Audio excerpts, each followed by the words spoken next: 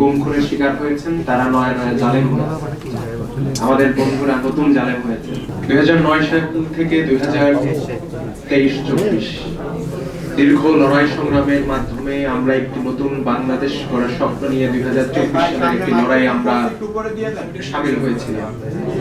হাজারো শহীদের রক্তে লেখা আমাদের সেই জুলাই সনদ এবং আমাদের দীর্ঘ গণতান্ত্রিক লড়াই আদায়ের মাধ্যমে যে সংগ্রাম সংগঠিত হয়েছে তার একটি বড় অর্জন হচ্ছে গণভোট।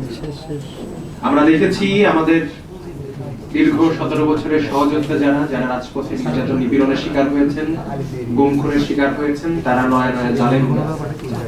আমাদের বন্ধুরা নতুন জালেম হয়েছে। ঠিক যে অধ্যাদেশগুলো তাদেরকে বাংলাদেশ রাষ্ট্রের নাগরিকদের কাছে জবাবদিহিতা, স্বচ্ছতা এবং জন্য জনগণের সামনে দাঁড় করাতে পারত, ঠিক সেই অধ্যাদেশগুলো তারা বাতিল করেছে। আমরা দেখেছি তারা পুলিশ কমিশন অধ্যাদেশ বাতিল করেছে, যার ফলে ব্রিটিশ আমল থেকে যেভাবে মানুষদের পুলিশের মাধ্যমে নির্যাতন নিপীড়ন করেছে, 2024 সালে আমরা দেখেছি যে পুলিশ আমাদের বুকে যেভাবে গুলি চালিয়েছে সেই ধারাকে তারা অব্যাহত রাখতে চায়। তারা সুপ্রিম কোর্টের বিচারক নিয়োগ অধ্যাদেশ বাতিল করেছে। আমরা দেখেছি তারা যেভাবে পূর্ববর্তী সময়ে দলীয় ভিত্তিতে বিচারপতি নিয়োগ করেছে, একই ধারায় তারা ধাবিত হবে। তারা পূর্ববর্তী যেভাবে আমাদেরকে দুর্নীতিতে বিশ্বকাপ উপহার দিয়েছেন, সেই অব্যাহত রাখার জন্য দুর্নীতি দমন কমিশন অধ্যাদেশ বাতিল করেছে। আমরা এখানে আরো অনেকে উপবিষ্ট রয়েছে, তারা কথা বলবেন। আমি একটি কথা বলেই সমাপ্তির দিকে যাব।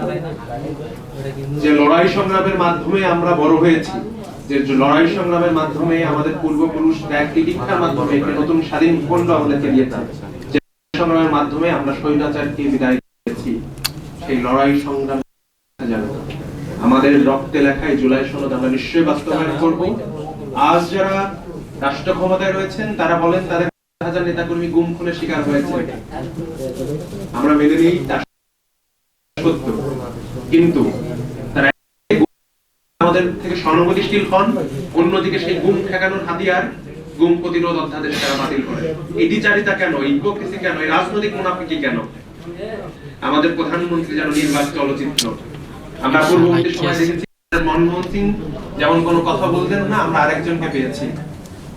তিনি কেন কথা বলেন না এবং যা বলেন তা কতটা আমাদের জন্য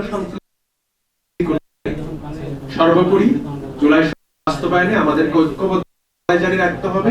আমরা পূর্বের সময় দলদাস পরিবারতান্ত্রিক যে কাঠামো, আমাদের যে ডেমোক্রেটরা বিসিবিতে বসেছেন, এ ধরনের কোনো ব্যবস্থা আমরা দেখতে চাই না। যোগ্যতা মেধার ভিত্তিতেই আমরা আগামী বাংলাদেশ পরিচালিত হতে দেখতে চাই। যদি বর্তমান সরকার তা না করে, পূর্ববর্তী সরকার যারা ছিলেন তারাও মনে করতেন তারা চিরকাল ক্ষমতায় থাকবেন। আশা করি সেই মোহভঙ্গ পর্যন্ত সময় হবে। ইউএফটি ফার্স্টের সাথে ট্রেড করুন যে কোনো জায়গা থেকে।